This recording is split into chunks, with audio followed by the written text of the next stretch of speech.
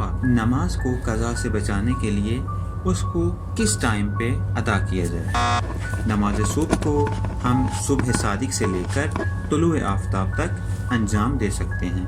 نماز ظہر اور عصر کی تکلیف واضح ہے۔ اذان ظہر سے لے کر غروب آفتاب تک اس کا وقت ہے۔ اب آئیں ہم بات کرتے ہیں نماز مغرب اور عشاء کی۔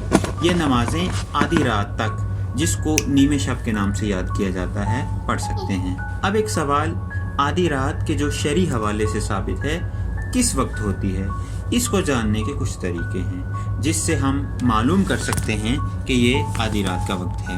سب سے پہلا طریقہ یہ کہ اذان ظہر کے وقت کے اندر 11 گھنٹے اور 15 منٹ ہم اضافہ کر دیں تو وہ کاملاً نیمے شب کا وقت ہے۔ مثلاً اگر اذان ظہر 12 بجے ہے تو آدھی رات کا وقت رات کے 11:15 پہ ہے۔ ایک نقطے کی طرف توجہ رہے کہ اگر نماز مغربین آدھی رات تک نہیں پڑھ سکے تو اذان صبح سے پہلے بدون نیت ادا و قضا اس کو انجام دے سکتے ہیں۔